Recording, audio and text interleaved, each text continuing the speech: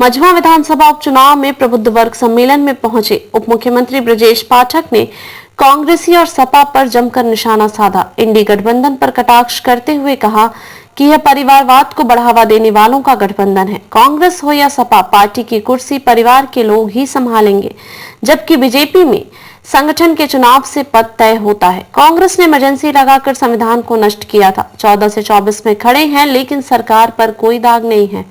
सपा की सरकार में गाड़ियों में भरकर गुंडे असलाहा लेकर जाते थे। अब सभी माफिया और गुंडे भाग रहे हैं, थर थर कांप रहे हैं। मीडिया से बात करते हुए कहा कि सभी सीटों को प्रचंड बहुमत से जीतेंगे। प्रधानमंत्री की गरीब कल्याण योजना जन जन तक पहुंचा है और उत्तर प्रदेश लॉ और ऑर्डर नंबर 1 पर पूरे देश में है। चुनाव की तारीखों को बदले जाने पर अखिलेश यादव के बयान प्रकार की वह हमेशा संवैधानिक संस्थाओं पर प्रहार करते रहते हैं। एक रिपोर्ट। प्रदेश सरकार के उप मुख्यमंत्री ब्रजेश पाठक ने उपचुनाव में मझवा विधानसभा इंडी गठबंधन पर जमकर निशाना साधते हुए कहा कि परिवारवाद का संगठन है। कांग्रेस, सपा और स्टालिन सभी पार्टी की कुर्सी को कब्जाए बैठे हैं, जबकि बीजेपी में संगठन से चुनकर कुर्सी पर जाते हैं। राहुल गांधी की चुटकी लेते हुए कहा कि कभी उनकी शादी नहीं हुई है, 56 वर्ष के हो चुके हैं। अगर उनके बच्चे नहीं हुए तो प्रियंका के बच्चे आगे कुर्सी संभालेंगे। सपा पर प्रहार करते हुए कहा कि इनकी सरकार में गुंडे और माफिया गाड़ियों में असलाहा भरकर चलते थे, अब सभी भाग गए या जेल में चले गए हैं, वो कांप रहे हैं। सरकार की उपलब्धियों को गिनाते हुए कहा कि पीएम की जन कल्याणकारी योजनाएं लोगों तक पहुंच रही है। यूपी की कानून व्यवस्था पूरे देश में 1 नंबर पर है। कहा कि लोग सब्जी लेने जाते हैं तो भी उसका चुनाव करते हैं। यह मझवा विधानसभा के भविष्य की बात है। आपको तय करना है कि विकास चाहते हैं कि नहीं। मीडिया से बात करते हुए कहा कि सभी सीटों को प्रचंड बहुमत से जीतेंगे। जनता जाति, धर्म, संप्रदाय से ऊपर उठकर वोट करेगी। बढ़ापुर इंटर कॉलेज में आयोजित प्रबुद्ध वर्ग सम्मेलन में कैबिनेट मंत्री और विधानसभा प्रभारी अनिल राजभर, कैबिनेट मंत्री आशीष पटेल, मड़िहान विधायक रमाशंकर पटेल, चुनार विधायक अनुराग सिंह, एमएलसी विनीत सिंह, दर्जा प्राप्त राज्य मंत्री सोहन माली, पहाड़ी प्रमुख इंद्र बहादुर पांडे सहित नेता और कार्यकर्ता मौजूद रहे। जब विधानसभा का चुनाव चल रहा था, इसी परिसर में हम लोग इसी जनसभा में ऐसी जनसभा में इकट्ठा हुए थे। नहीं भी याद है ना सुनीता जी? और आपने मुझे चाय भी पिलाया है। हाँ, नड्डा भी आए थे, मुझे अच्छी तरह याद है। आप सब लोगों ने बहनी बनाए, बहनी में आपको स्पष्ट कर दूं, हाँ सीट जीतेगी। और हमारी सभी बहन का नाम भी सुनीता ही है। तो अपनों के बीच में हम कोई भाषण नहीं करना है, हम कोई राजनीतिक बात नहीं करेंगे, केवल 2-4 बात आपसे करेंगे, आपकी बात सुनेंगे भी, अपनी बात कहेंगे भी।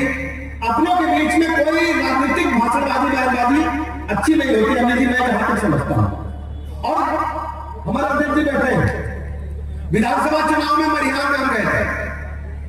मरियान में अध्यक्ष जी पूज्य गंगा साहब जी हमारे बीच में है और पूरी व्यवस्था को संभालने का काम, उन परिस्थितियों में तरह तरह के लोग सहाय करते थे कि आपकी बात रखा जाए, आपकी बात ये हो जाए, आपकी बात वो हो जाए।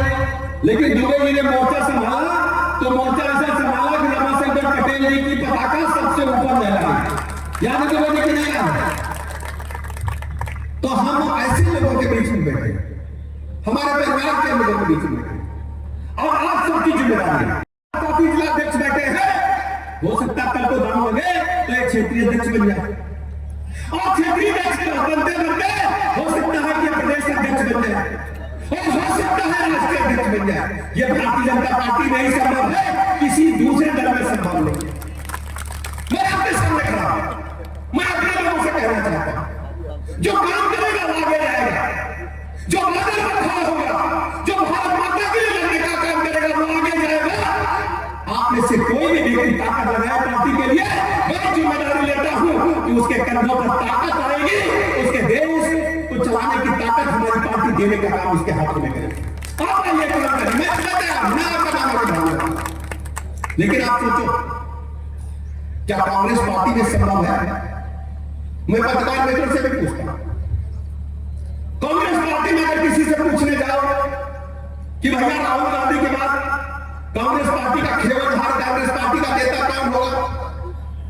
लोग कहेंगे राहुल गांधी अगर बिहार कर ले, अब तो बिहार साथ हो ही नहीं। 55-58 में तो व्यवस्था बनती नहीं है, बनती है। हमारे गांव में कहते हैं धर्मों में जानते हैं, ऐसे कर लेते हैं, बराबर नहीं जाती।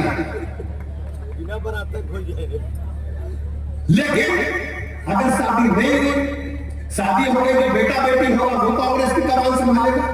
और अगर शादी नहीं हुई तो प्रियंका गांधी के जो बच्चे हैं वो देश पार्टी चलाएंगे, यही है ना? बोलो भैया, कोई भी बता दे समाजवादी पार्टी का अगला नेता कौन होगा? भैया के बच्चे बड़े हो जाएंगे, भैया बूढ़े हो जाएंगे तो समाजवादी पार्टी को चलाएंगे, यही है ना? बोलो भैया। और बाकी पार्टियों कहा जनता वो स्टालिन की बात उन्हें भी आ गए। उसके बाद महाराष्ट्र में आप देख लीजिए, पूरी सीरीज बनी हुई है, पूरे देश में यही हाल है। केवल भारतीय जनता पार्टी है जो एक कार्यकर्ता को, सामान्य व्यक्ति को मंडल अध्यक्ष, बूथ अध्यक्ष लेकर राष्ट्रीय अध्यक्ष के पद तक पहुंचाने का काम करती केवल भारतीय जनता पार्टी। देश और प्रदेश को दिशा किधर देना? 2-3 बातें आप समझिए। जब लोकसभा का चुनाव चल रहा था 2024 में, इसी 2024 में माननीय प्रधानमंत्री जी तीसरी बार इस देश के पहले ऐसे प्रधानमंत्री बने जो आजाद भारत में जन्मे हैं। तरह तरह के लोग हथकंडे लगाए, पर्दे के पीछे से राजनीति है। अमेरिका में बैठे बड़े उद्योगपति ने घोषणा किया कि हम लाखों बिलियन डॉलर खर्च कर देंगे, हमें केवल भारत से मोदी जी को, भारतीय जनता पार्टी को रोकना है, सत्ता मिलने नहीं। यह पत्रकार में जानते हैं, आप तो दूर के लोग हैं। भारत की परिस्थितियां क्या है, उत्तर प्रदेश की परिस्थितियां क्या है, उस संबंध में चर्चा करना चाहूंगा। क्योंकि आप सब पूर्वोत्तर कहने से कोई ऐसी बात नहीं कहूंगा कि जरा भी बातचीत में कहीं आपको अंतर मिला। इस समय उत्तर प्रदेश में जो उपचुनाव चल रहा है, यह उत्तर प्रदेश में जो राजनीतिक धुरी है, वो दो लोगों के बीच, दो पार्टियों के बीच में घूम रही है। एक तरफ भारतीय जनता पार्टी है और दूसरी तरफ इंडी गठबंधन के लोग हैं, चाहे समाजवादी पार्टी के देश में हो, चाहे वो कांग्रेस पार्टी के देश में हो। यहां में कोई सहभागिता यही है ना दादा, यही है ना? हमारी बात को हम ही करते चलिए, यही है ना? कोई है ना? एक तरफ इंडी गठबंधन है और एक तरफ भारतीय जनता पार्टी। अब दोनों में अंतर क्या आप समझो? दोनों में अंतर यह है, पहले भारतीय जनता पार्टी के बारे में चर्चा कर लेते हैं। भारतीय जनता पार्टी इस समय चुनाव प्रक्रिया से गुजर रही है। भारत में एकमात्र ऐसा दल भारतीय जनता पार्टी है जो लोकतांत्रिक व्यवस्था के तहत अपने पार्टी का इंटरनल चुनाव कराती है। मंडल अध्यक्ष से लेकर, बूथ अध्यक्ष से लेकर के, जिला अध्यक्ष से लेकर के, प्रदेश अध्यक्ष से लेकर राष्ट्रीय अध्यक्ष जी का चुनाव होता है। और यह आज की परंपरा नहीं है। भारतीय जनता पार्टी ने अपने गठन से, जनसंघ काल से ही ऐसा तय किया, ये किसी व्यक्ति विशेष का जेबी दल नहीं है। जेबी दल का चर्चा मैं इसलिए कर दिया, पंडित श्यामा प्रसाद मुखर्जी जी पहले मंत्रिमंडल में नेहरू जी के साथ मंत्री थे, उद्योग मंत्री थे, और उन्होंने तय किया था कि भारत आजाद तो हो गया, एक हमको ऐसे संगठन की, ऐसे पार्टी की आवश्यकता है जो भारत माता के लिए काम करे, विदेशी ताकतों के आगे घुटने डाले, कि ऐसी पार्टी की आवश्यकता है। और उन्होंने यह भी कहा, सरदार वल्लभ भाई पटेल की जो सोच थी, इस देश के अंदर दो विधान, दो निशान, दो प्रधान नहीं चलेंगे, हम उसको आगे बढ़ाने का। आप सोचो, जब देश आजादी की लड़ाई लेने के बाद आजाद हो गया, भारत माता को गुलामी से मुक्ति मिल गई, पावर ट्रांसफर हुई, लेकिन विचारधारा नहीं बदली। आप सोचिए 47 में क्या हुआ था? तरह तरह की बातें होती है, नारों की पत्रकार मित्र बैठे मुझे पूछते हैं कि कौन सा नारा नया आने वाला है, इस नारे का मतलब क्या है? लेकिन आप सोचो 47 में जब देश को बांटा गया, जब देश को बंटवारे की आंधी चली थी, ट्रेनों में भरकर हमारे भाई बहन जब लाहौर से, रावलपिंडी से, पेशावर से चले थे तो ट्रेन की ट्रेन काटी गई थी। रक्त का खून की नदियां बहाने का काम इन्हीं लोगों ने किया था, किसी दूसरे ने नहीं किया। उस समय का इतिहास आप पढ़िए, प्रभुत्व के लोग। हम जिस इंटर कॉलेज में बैठे हैं यहाँ पे प्रिंसिपल टीचर्स बता देंगे कि कितनी खून की नदियां हिंदुस्तान पाकिस्तान के बंटवारे के समय बनी थी और उसका जिम्मेदार कौन है। बंटवारा केवल सत्ता के लिए हुआ था, केवल प्रधानमंत्री बनाने के लिए हुआ था, किसी विशेष व्यक्ति को सत्ता में बैठाने के लिए हुआ था।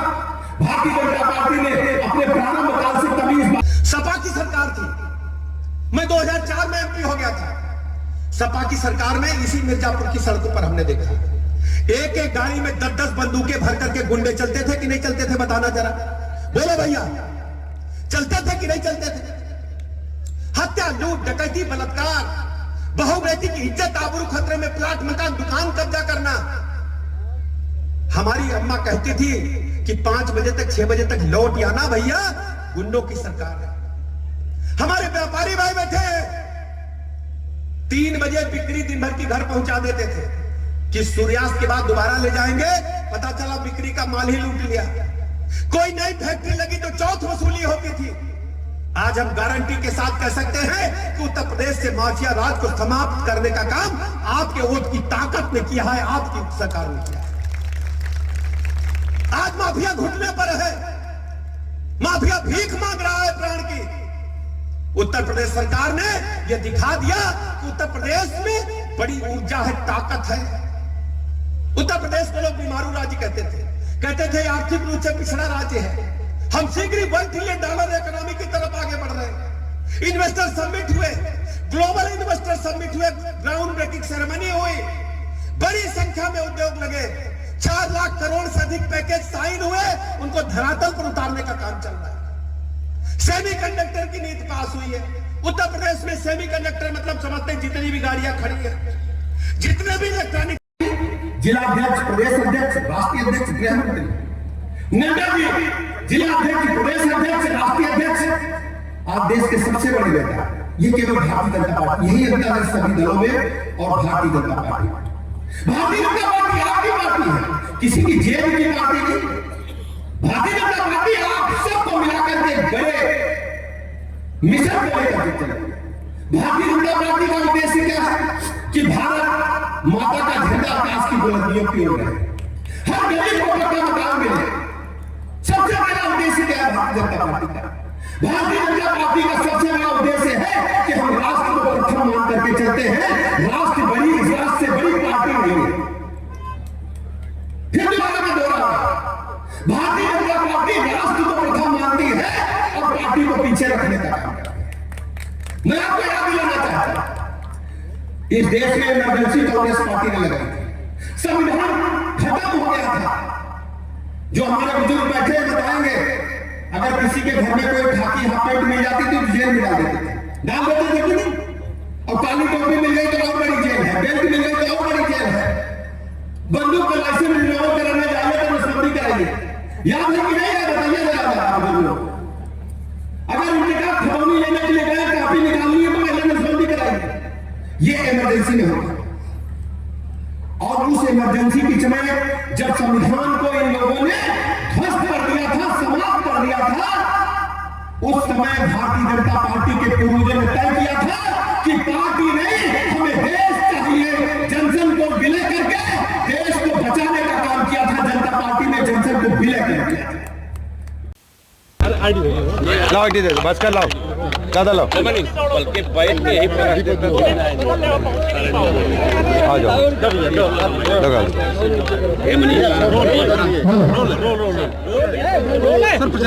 मझवा विधानसभा क्षेत्र में भारतीय जनता पार्टी की लोकप्रिय प्रत्याशी आदरणीय बहन सुष्मिता मौर्य जी प्रचंड बहुमत के साथ एक तरफा जीत रही हैं। यहाँ आम जनमानस ने जाति धर्म संप्रदाय से ऊपर उठ करके जिस ढंग से यहाँ पर एकत्रीकरण किया है, हम कह सकते हैं माँ विंध्यवासिनी की कृपा से प्रचंड बहुमत का साथ एक तरफा जीतेंगी। माननीय प्रधानमंत्री जी की गरीब कल्याण योजना जन जन तक पहुँची हैं और उत्तर प्रदेश का लाइन ऑर्डर नंबर 1 पर पूरे देश में है। और लोगों का मानना कि भारतीय जनता पार्टी ही बेहतर ढंग से शासन प्रशासन दे सकती है। बहन सुष्मिता मौर्य जी को इस बार आम जनता मझवा में आशीर्वाद देने जा रही है। अखिलेश यादव ने कहा है जो चुनाव की तारीख बदल दी गई है। देखिए अखिलेश जी संवैधानिक संस्थाओं पर इस प्रकार हमेशा प्रहार करते रहे जो भारत के लोकतंत्र में कभी स्वीकार लोग नहीं करेंगे। सुप्रीम कोर्ट ने मदरसे को संवैधानिक दर्जा दे दिया है। देखिए अब तो न्यायपालिका ने मोहर लगा दी है, आप सबको स्वागत करना है न्यायपालिका का।